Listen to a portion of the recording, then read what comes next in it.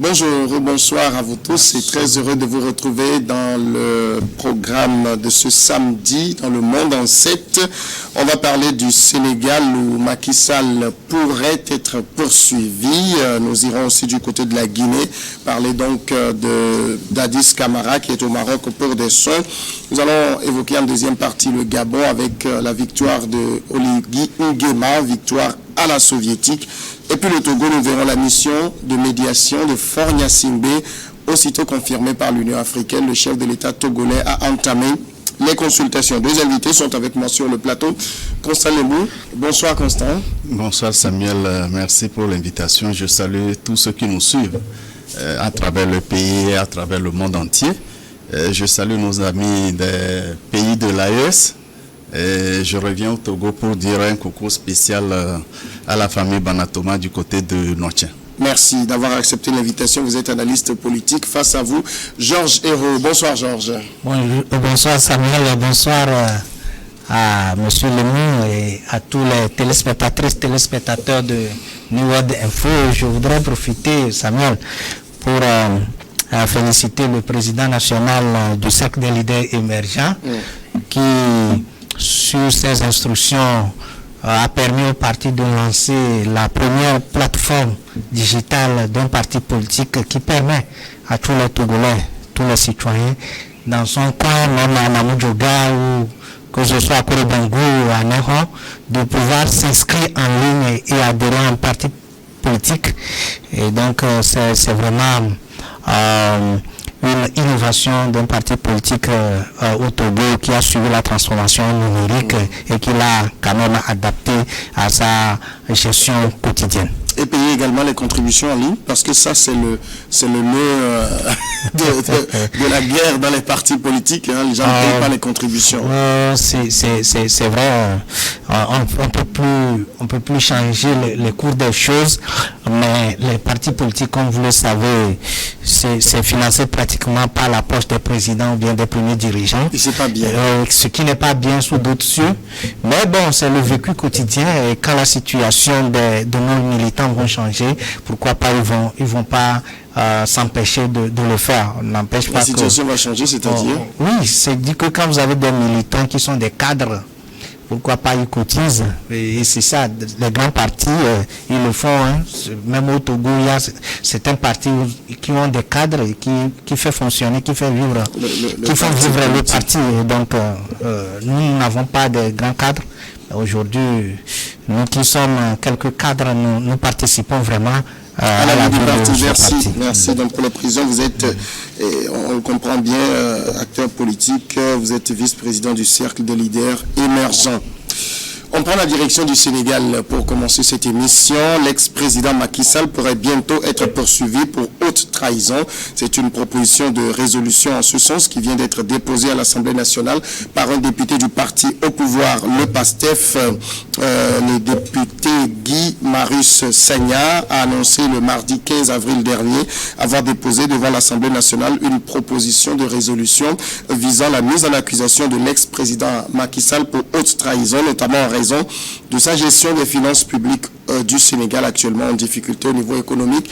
On le sait, la Cour des comptes du Sénégal a fait un audit qui a révélé un trou béant, une dette cachée de 7 milliards de dollars américains. Cela a été confirmé par le Fonds monétaire international. Et pour le député Guy Marius Sagna, eh bien, cet acte est constitutif de haute trahison. Constant Lemou, c'est vrai qu'il y a ce qu'on appelle la reddition des comptes. Lorsque vous avez géré les affaires publiques, vous devez les gérer avec une certaine orthodoxie. Et si ce n'est pas le cas, vous devez rendre des comptes. Est-ce qu'on va dire que l'heure des comptes a sonné pour Macky Sall? Effectivement, Macky Sall a donné une situation économique du pays avant son départ. Sauf que l'information économique qu'il a donnée s'est révélée fausse après son départ, parce que la Cour des comptes est revenue sur le rapport qu'il avait dressé, parce qu'un gap de 7 milliards de dollars, comme vous l'avez annoncé, était camouflé dans le premier rapport sous Macky Sall. Alors, raison suffisante pour que l'Assemblée nationale puissent, ou du moins c'est les députés qui ont un mandat impératif, puissent revenir interpeller sur cette question et demander qu'un acte d'accusation soit constitué pour que Macky Sall réponde de ces actes. 7 milliards de dollars, ce n'est pas une petite somme, ça aurait pu réaliser beaucoup de projets au Sénégal et soulager les peines. Et alors, pourquoi soulager les peines des populations qui croupissent en grande partie dans la misère? Pourquoi avoir camouflé ce montant dont les engagements n'avaient pas suivi l'orthodoxie budgétaire et financière du pays? Alors, le député Sagna a pleinement raison de poser le problème et demander à ce que l'Assemblée nationale se prononce dans la procédure normale pour que Macky Sall puisse répondre devant la haute juridiction du pays pour expliquer d'abord cette dette et pourquoi elle a été camouflée. Dans cette histoire, il faut aussi écouter nécessairement, et à mon avis, le président de la Cour des comptes, puisque c'est le même qui avait dressé le rapport sous Macky Sall. Pourquoi avait-il accepté camoufler les 7 milliards de dollars de dette et après le départ de Macky Sall, il revient sur son propre rapport? Je pense qu'il en est à un moment donné mêlé ou complice de ce qu'on peut reprocher à Macky Sall. Alors, pour ceux qui nous suivent, sachez que 7 milliards de dollars, si on le convertit en francs CFA, si je prends le dollar à 500 francs CFA, ça fait 3500 milliards de dollars. Et c'est parfois juste un tout petit peu moins que le budget du Sénégal. C'est énorme, cette somme, et on ne peut pas se taire là-dessus. Oui, c'est plus que le budget de l'État togolais. Pratiquement, puisque nous avons dépassé 2000 milliards cette année, donc c'est pratiquement le double. Mais c'est normal, après une gestion, il va falloir faire quand même l'audit des comptes pour voir est-ce que le régime qui a passé n'a pas caché un certain nombre de choses. C'est normal pour moi, parce que avant même que Sonko et Diomaye Faye n'accèdent au pouvoir, ils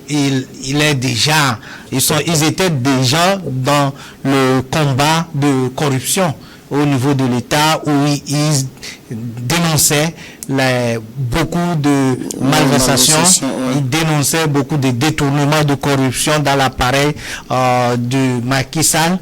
Et donc aujourd'hui, les comptes sont réétablis et on estime que le régime de Macky Sall a caché une dette, parce que on n'a pas parlé de détournement. Ils ont caché une dette de plus de 7 milliards de dollars. Et donc on ne sait pas, on peut pas établir que les 7 milliards constituent d'emblée un détournement, mais ce qui est établi, c'est que la Cour des comptes en 2022 déjà avait établi les comptes qu'il y a beaucoup d'irrégularités déjà dans la gestion du fonds Covid pour lutter contre la pandémie. Déjà sur ce fonds Covid, il y a plusieurs ministres qui risquent des poursuites. Exactement. Et donc on ne pouvait pas dire que ce compte-là qui a été rendu par la Cour des comptes, c'est sous l'ère Macky Sall. C'était en 2022, c'est donc sous l'ère Macky Sall.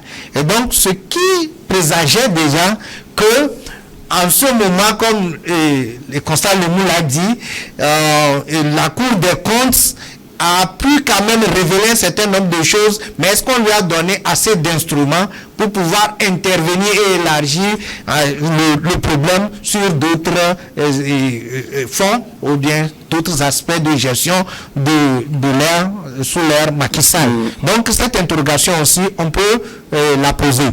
Mais ce qui se passe aujourd'hui, c'est que le Fonds monétaire international, qui peut-être aussi avait admis que le taux d'endettement de Macky Sall était de 4%, était aussi revenu pour dire l'ère de la vérité.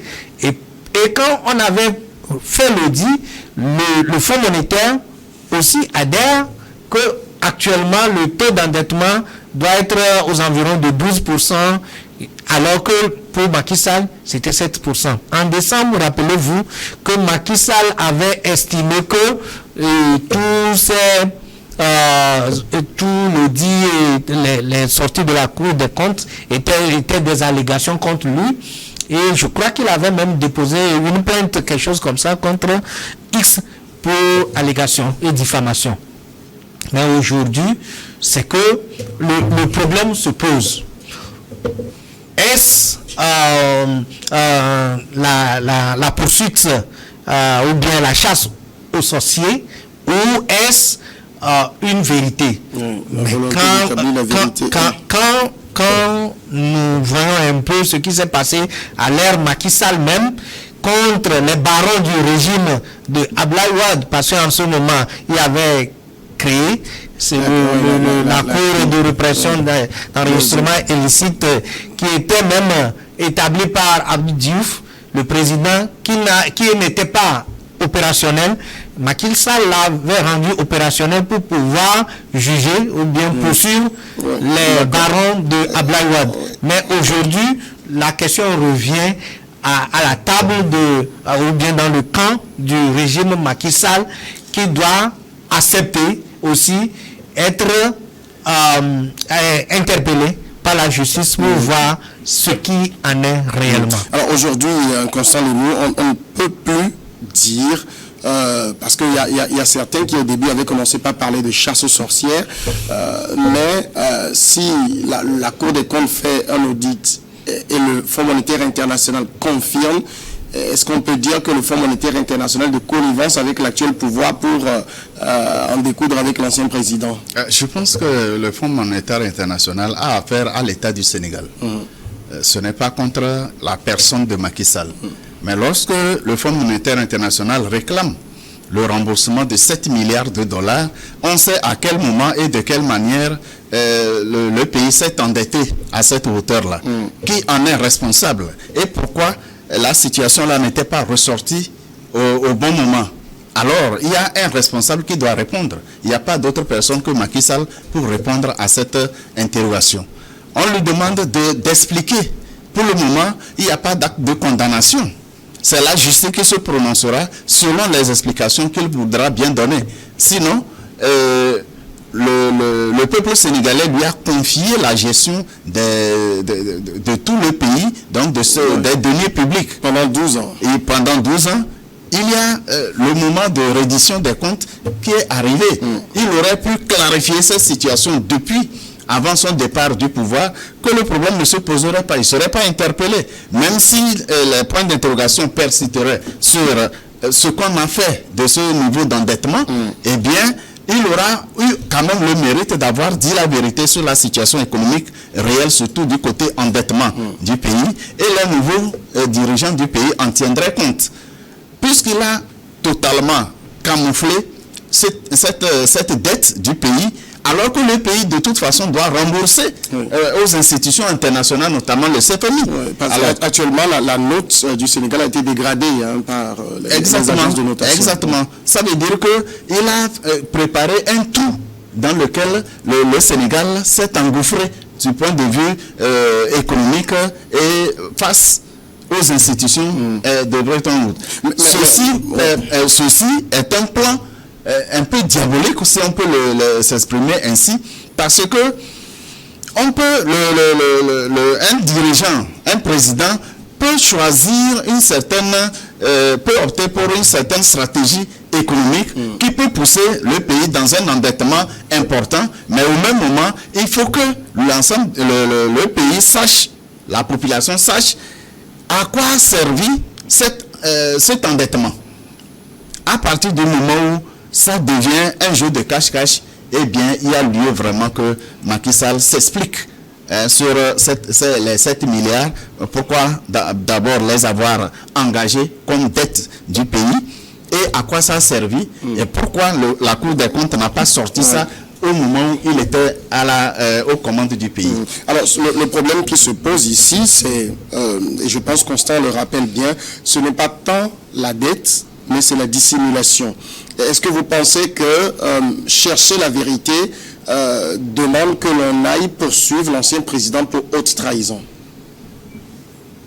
en fait, la question reste à poser et persiste.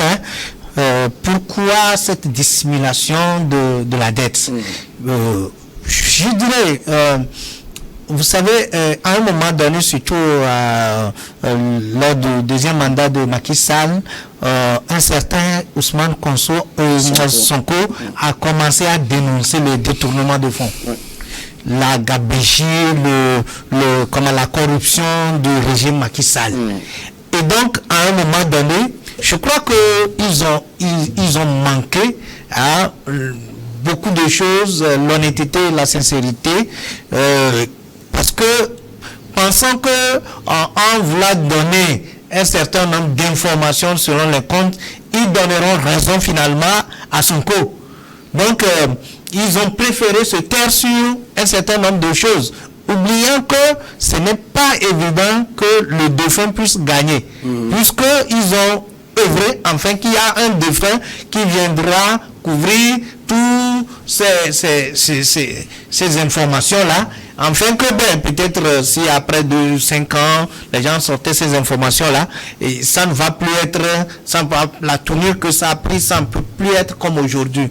Mais c'est vraiment ahurissant que Macky Sall, que nous connaissons, à un moment donné, puisse agir ainsi, si tel est le cas, que tout ce qu'on dit est vrai. Mais la démarche, quand vous voyez la démarche, vous sentez automatiquement qu'il y a beaucoup de choses, même si c'est pas à cette valeur, mais c'est quand même quelque chose qui ne doit pas se faire.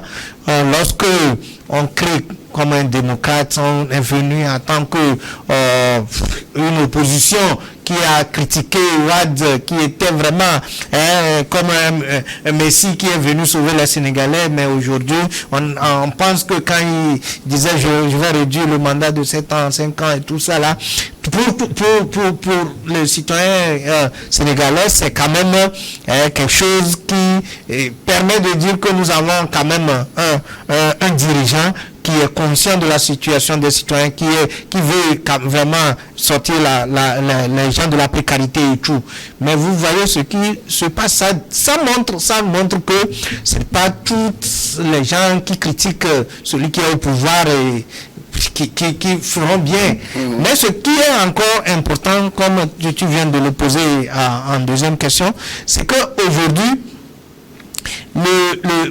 Macky Sall a fait quelque chose qui le suit et qui va être fatal aujourd'hui pour lui, parce que vous voyez la plainte ou bien la plainte qui a été déposée au niveau de l'Assemblée puisque au Sénégal, je crois que l'article 101 de la Constitution estime que pour juger un président, un ancien ministre,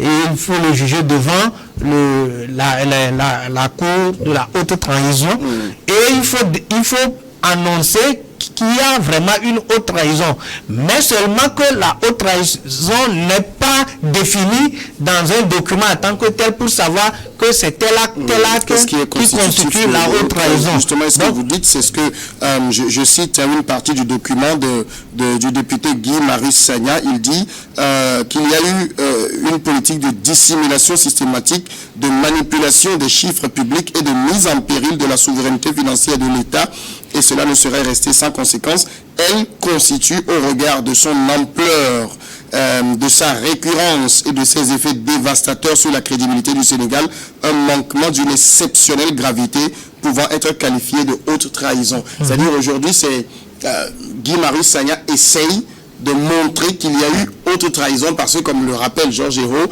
il n'y a pas véritablement d'actes, des choses qu'on dit ceci, cela peuvent être constitutifs de haute trahison. Je pense que cette question de haute trahison, on n'a pas besoin de passer par 4 chemins pour constater la haute trahison. Mais 7 milliards de dollars, ce n'est pas 7 000 francs CFA.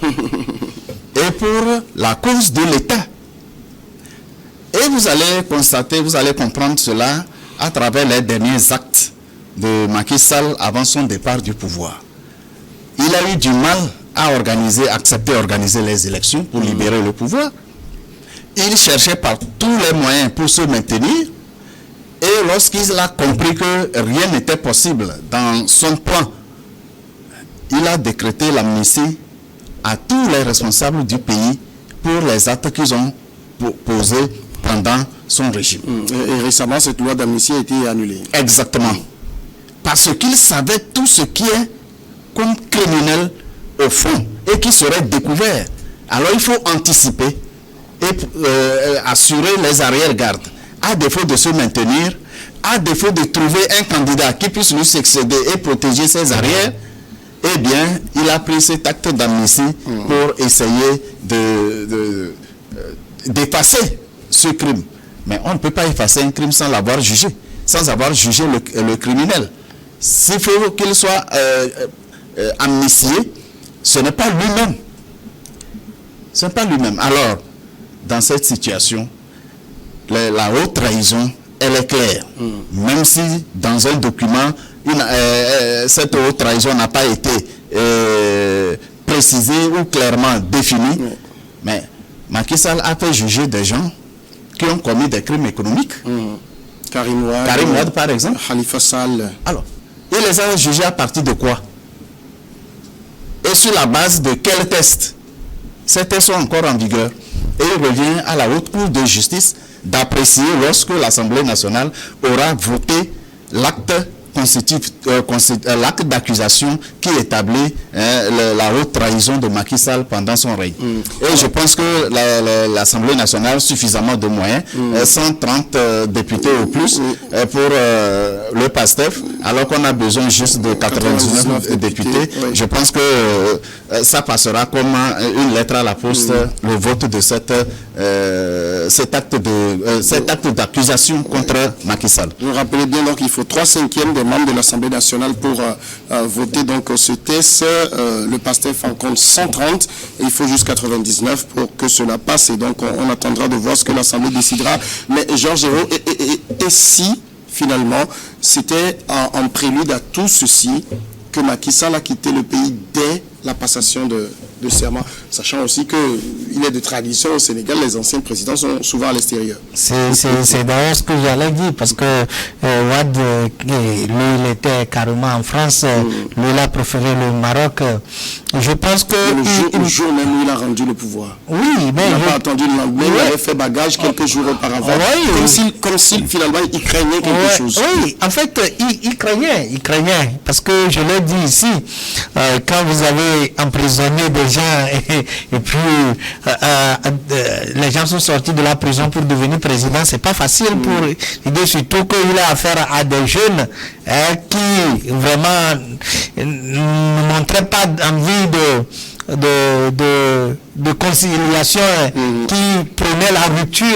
C'est dans cette rupture que nous sommes aujourd'hui. Et que quand vous voyez le rapport, ce qui est étonnant, c'est qu'il y a des prêts qui sont faits hors budget. C'est dit que c'est de tout circuit. 2 milliards de dettes hors circuit. Donc vous voyez, quand vous avez fait des choses hors circuit légal, d'ailleurs, c'est d'ailleurs ce pourquoi les gens peuvent... Est-ce qu'on peut dire que Macky Sall est peut-être aussi victime, parce que il y a des ministres peut-être qui ont géré des choses dont ils n'étaient pas vraiment au courant. Mais on peut pas le faire comme ça, parce que s'il s'agit d'un ministre, l'État n'est pas engagé. Le ministre ne peut pas engager tout l'État. C'est le président qui peut l'engager. Donc aucune institution financière ne peut prêter à un ministre comme ça sans que le président de la République nous signe les documents pour engager l'État. Donc c'est là où c'est un peu compliqué pour Macky Sall, parce que si on dit qu'il y avait des choses qui ont été faites dans les normes et qu'il y a des dettes, d'accord. C'est pour cela que quand on parle de la haute trahison, j'ai envie de dire que comme nous disons le quota est atteint, et donc ça va être compliqué pour lui, malgré, même s'il est hors du Sénégal. On peut dire qu'il avait préparé ça. C'est pas quand même le jour de la passation qu'il a préparé son départ. Il avait préparé son départ bien avant quand même. Mais on peut dire qu'avec les accords entre les États, on peut l'extrader à un moment donné. Et on peut même s'il faut le juger, même en son absence et tout, on peut le juger et puis lancer un mandat d'arrêt contre nous.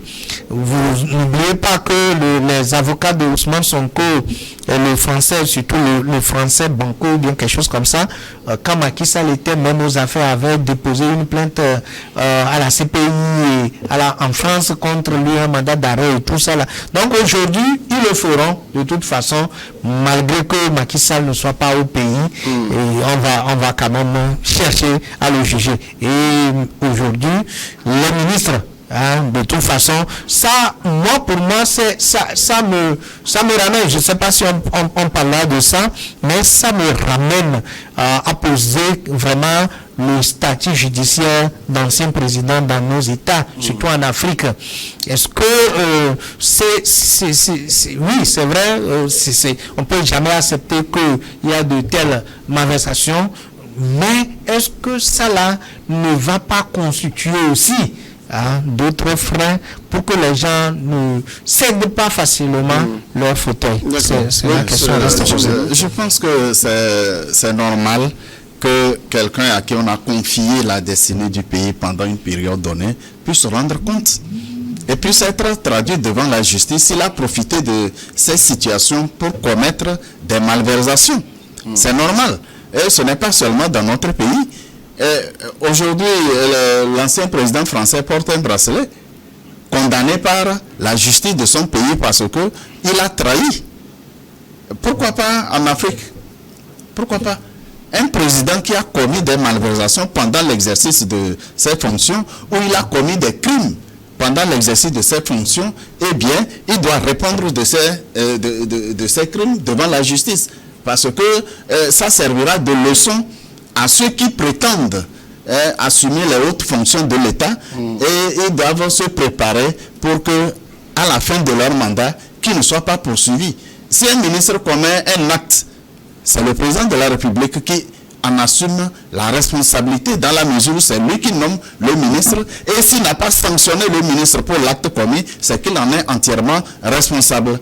Dans ce cas, rien aujourd'hui au niveau de l'endettement sur 7 milliards de dollars, rien ne peut engager directement un ministre sans que cela n'interpelle aussi le président Macky Sall. Il assume l'entière responsabilité à mon avis. Alors, au-delà de tout ce qu'on a dit, on sait les démêlés que les deux dirigeants actuels ont eu avec l'ancien président.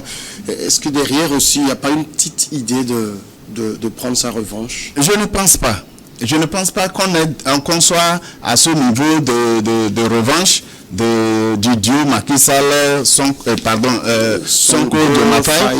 Non, à mon avis, on n'est pas encore à ce niveau-là. On n'est pas encore à une situation de revanche à prendre. Pas du tout. C'est normal qu'au lendemain de leur prise de pouvoir, qu'ils cherchent à faire la situation du pays, l'état des lieux. C'est ça qui a conduit à ce que cet endettement soit révélé au grand jour. Alors, pour le moment, je pense que si le duo Sonko du Mafaye doit organiser une revanche sur le camp Macky Sall et la personne de Macky Sall, je pense que ça viendra. Pour le moment, je ne crois pas que ça soit cela, mais il faut vraiment remettre le pays dans la droite ligne et expliquer aux Sénégalais pourquoi le Sénégal est endetté jusqu'à ce niveau et les sacrifices. Cela pourra expliquer les sacrifices que chaque Sénégalais devra consentir pour que le pays puisse sortir de ce niveau d'endettement. D'accord. On passe au deuxième sujet. En fait, moi je n'exclus pas, je voudrais dire que je n'exclus pas qu'il y a quand même une revanche, parce que la revanche est telle que ça peut ne pas être subjectif, mais objectif, parce que les gens, quand ils étaient déjà dans l'opposition, dénonçaient les choses. Mais aujourd'hui, les faits leur donnent raison, mais il faut prendre sa revanche, parce que c'est ce qu'on dénonçait, vous avez dit, que ça n'était pas. Donc aujourd'hui, les faits nous donnent raison, les institutions nous donnent raison et nous prenons notre revanche. Ça, moi je me dis, et puis ils peuvent vous dire que quand nous disons la vérité, notre place était la prison, mais aujourd'hui, quand les gens, on a inculpé des gens, les gens sont vraiment inculpés, et leur place est où? C'est pas la liberté. Donc ça, c'est normal. On va parler maintenant de la Guinée avec le départ de l'ancien président, le capitaine Moussa Dadis Camara. Il aurait quitté la Guinée dans la nuit du 13 au 14 avril dernier pour le Maroc. Selon son entourage, il avait été condamné, on se le rappelle, à 20 ans de réclusion criminelle pour sa responsabilité de commandement dans le massacre du 28 septembre 2009 dans un stade de Conakry. Mais il a été gracié fin mars par le général Mamadi Doumbouya pour des raisons de santé. Le bouillant capitaine et ex-président qui a dirigé le pays d'une main de fer entre décembre 2008 et décembre 2009 a bénéficié de la grâce selon ses proches qui confirment que le capitaine a bel et bien quitté Conakry dans la nuit de dimanche à lundi à 2h du matin pour le Maroc et il se dit qu'il va y subir il va y effectuer calmement des examens médicaux. C'est la raison, Georges Hérault, qui avait été avancée pour sa grâce, raison médicale. On se rappelle le procès, on n'a pas vu un capitaine malade. Oui, en fait, il faut le rappeler, Dadis Camara, qui était le putschiste de la Guinée, et à un moment donné a eu beaucoup de problèmes avec la justice de son pays. Il était parti se réfugier au Burkina et lorsque Doumbouya a pris le pouvoir, il est reparti pour pouvoir l'appuyer, soi-disant qu'il était innocent et que sais-je encore. Mais aujourd'hui, après que la justice a établi sa culpabilité, le président a pris un acte pour le gracier. Mais aujourd'hui, vous savez, pendant le procès, oui, il est vraiment très actif. Qu'on ne pouvait pas imaginer quelqu'un qui est malade, mais avec l'emprisonnement, les sorties de prison, juste 2 ans en prison, c'est oui, pas c'est pour un militaire en plus. C'est pas juste 2 ans. C'est-à-dire que le fait même d'être à un moment donné, il a été, je crois, exfiltré de la prison, il se cache de lieu en lieu. Vous voyez, des hommes comme ça qui ont vécu à un moment donné au sommet de l'État, ils n'ont plus cette habitude de faire un certain nombre d'exercices que un citoyen lambda peut faire facilement. Donc aujourd'hui, il se dit qu'il est malade. Même moi, l'élément, ce qui m'interpelle dans tout cela, c'est que il va se soigner au Maroc. Je ne sais pas, mais si c'est des choses réellement qui m'interpellent moi, si à un moment donné il a atteint au sommet ou bien il a quand même été dans la canne du pouvoir et les gens n'ont pas travaillé suffisamment pour que les gens se soignent dans leur pays et qu'aujourd'hui ils doivent aller se soigner au Maroc, voyez-vous, c'est un peu difficile et ça montre vraiment comment ce pays n'est pas arrivé à un moment donné à asseoir véritablement son politique de développement. Et puis, aujourd'hui, il est parti. En fait, moi, je me suis dit, c'est aussi une occasion pour lui de sortir, de prendre de l'air, parce que durant pratiquement plus de 2-3 ans, il était vraiment acculé, il était vraiment coincé et aujourd'hui il a trouvé une occasion pour voyager, aller prendre de l'air et revenir et c'est quand même ce que moi j'ai pu remarquer dans... Constant, vous pensez que le capitaine est vraiment malade? Je pense, puisque je ne suis pas médecin et même si je l'ai jamais consulté. C'est vrai, il a répondu devant le tribunal. Apparemment, il était en bonne forme.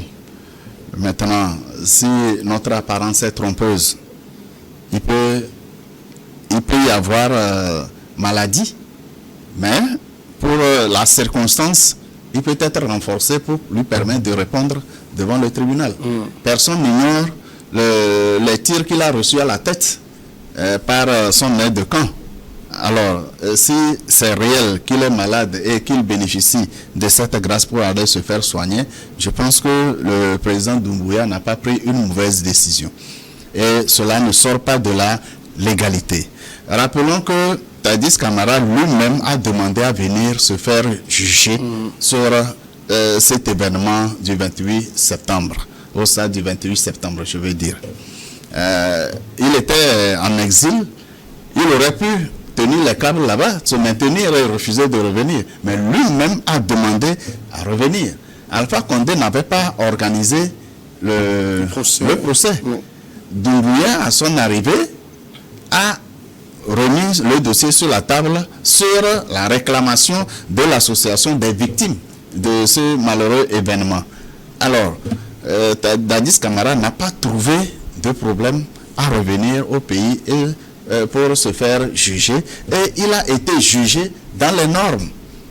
Maintenant que le président Doumbouya a pris l'acte de le gracier et pour lui permettre d'aller se faire soigner, je pense que tout est dans la légalité. C'est vrai, les victimes ne sont pas encore satisfaits du fait qu'elles n'ont pas été dédommagées et auraient souhaité le voir croupir en prison. Alors, est-ce que le fait de juger un ancien président pour un acte qui a été commis sous sa responsabilité consiste forcément à le laisser croupir en prison? À partir du moment où la condamnation a eu lieu, je pense que la justice sur le plan moral est établie. On a reconnu sa culpabilité et s'il faut demander des réparations, on peut engager sa responsabilité peut-être économique et financière pour permettre de soulager les victimes. C'est possible. Mais je pense que il y a une responsabilité pénale qu'il doit aussi assumer jusqu'au bout. Eh bien, il a été mis en prison. Il n'a pas contesté son emprisonnement. Si le président actuel a jugé mieux de le gracier pour lui permettre d'aller se faire soigner, rappelons que avant tout, Dadis Camara est un ancien président. Il n'est pas un citoyen lambda. Et le président Doumbouya a l'obligation de ne pas se rendre coupable de la mort de Dadis Camara pour négligence, pour lui avoir pas permis d'aller se faire soigner. Plutôt, le président a l'obligation de s'assurer qu'il est vivant. On peut revenir sur on peut requalifier les faits à tout moment. C'est possible. Mais il faut d'abord s'assurer que cet ancien président a ses droits garantis.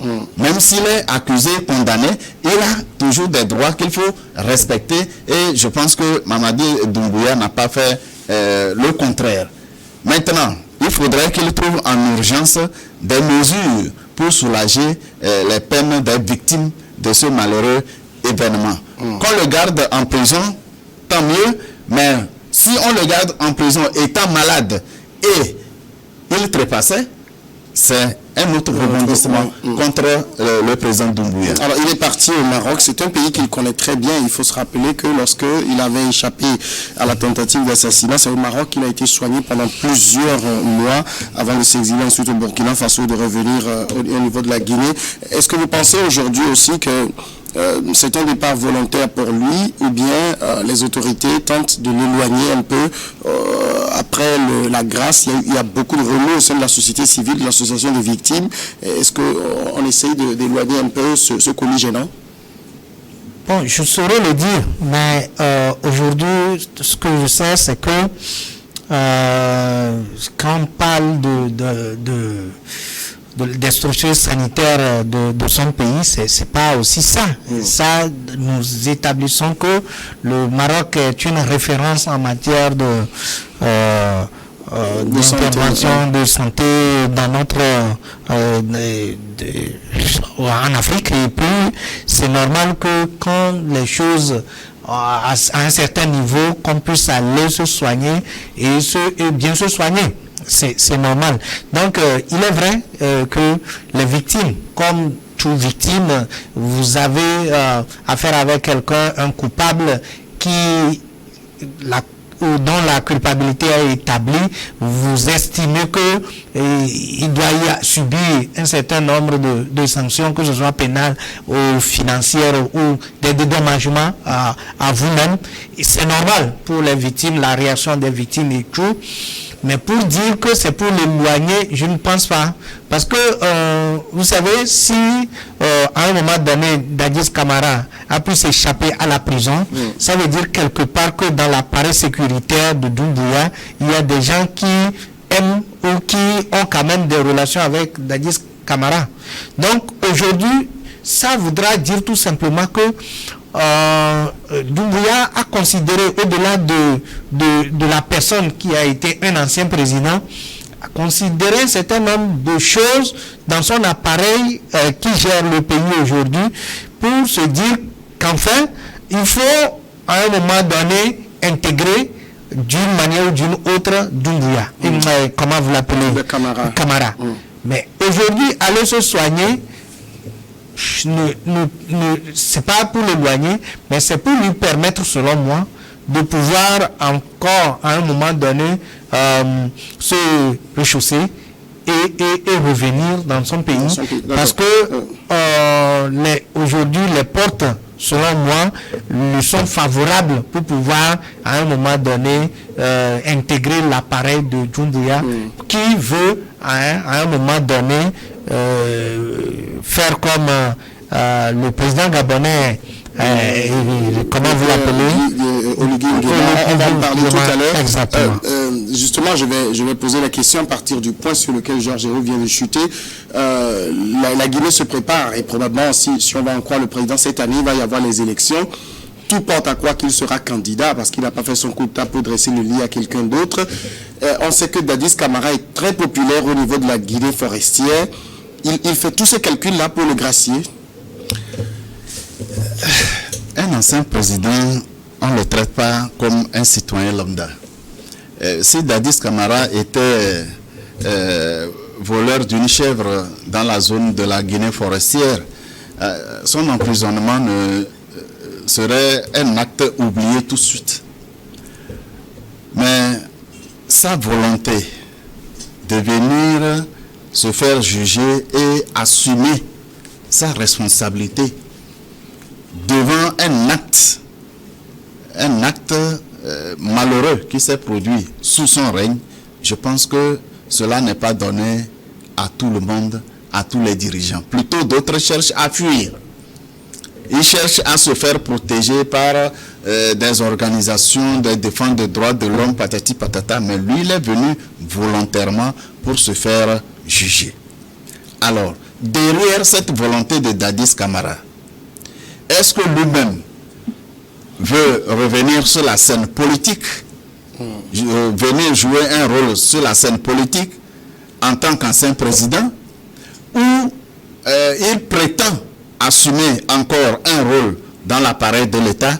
Personne ne saurait le dire. L'actuel président Mamadi Doumbouya, qui a accédé à la demande des victimes pour le juger, a redoré son blason d'une certaine façon, parce que les victimes ont trouvé un écho favorable. Ensuite, il a été jugé condamné, puis gracié. C'est encore un écho favorable auprès de la popularité ou de la population de la Guinée forestière qui soutient fortement le président, l'ancien président Dadis Camara. Je pense que même si on peut lire au-delà une certaine collision de programme et des intentions entre les deux personnalités, je pense qu'actuellement, personne ne peut dire avec précision les intentions de l'un ou de l'autre. C'est peut-être les temps à venir, lorsque les dés des élections seront jetés, qu'on comprendra véritablement les intentions et les objectifs cachés derrière ces jugements. Ce n'est pas seulement Dadis Camara qui a été condamné, ses collaborateurs également, mais c'est lui seul qui a été gracié pour raison de santé. Je pense que il y a lieu peut-être de penser à quelque chose derrière, si vraiment il n'est pas malade. Mais je crois qu'il est malade, moi personnellement j'y crois, parce que on ne l'a pas gracié pour qu'il retourne là où il s'était caché, au Burkina, non. Il est allé au Maroc. Il ne vivait pas au Maroc. Il est allé au Maroc pour se faire soigner. Et si jamais mais tout ça aussi on vérifiait pour l'opinion, si on vérifiait qu'il n'est pas au Maroc, si on vérifiait qu'il n'est pas au Maroc effectivement pour subir des soins, là on peut dire ça a été plutôt une supercherie de la part du président Doumbouya. Mais pour le moment, accordons le bénéfice du doute et arrangeons-nous dans le bon sens.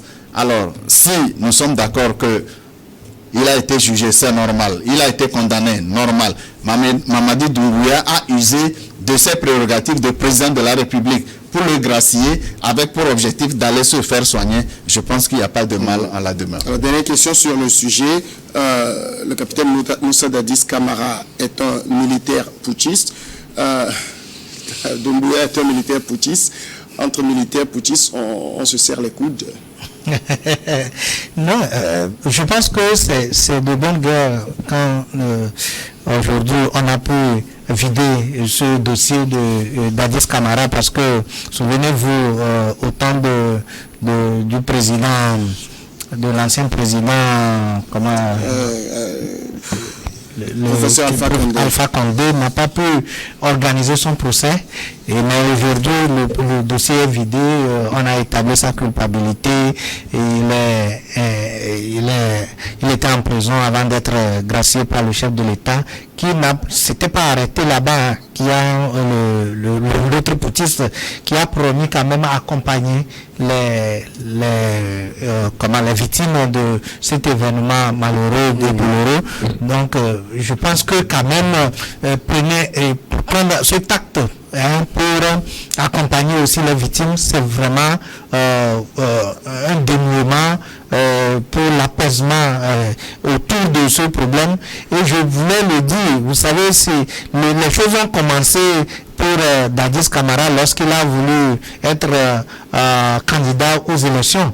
Mais aujourd'hui que Mamadi Doumbouya aussi prétend être, c'est pas officiel, mais prétend être candidat, et il peut se rappeler de ce qui s'est passé. Et donc, vous voyez, une certaine question lui a été posée de voir s'il ne va pas subir les mêmes effets comme Dadis Camara. Il avait répondu que nous avons appris du passé et nous ferons mieux que ce que les autres ont fait. Donc aujourd'hui, de faire en sorte que Dadis Camara soit gracié aujourd'hui permet de décrisper un certain nombre de crises autour de sa candidature même, et que même si il peut y avoir des discussions entre Mamadi Doumbouya et Dadis Camara pour pouvoir le soutenir et soutenir même sa candidature, pour que à l'annonce de sa candidature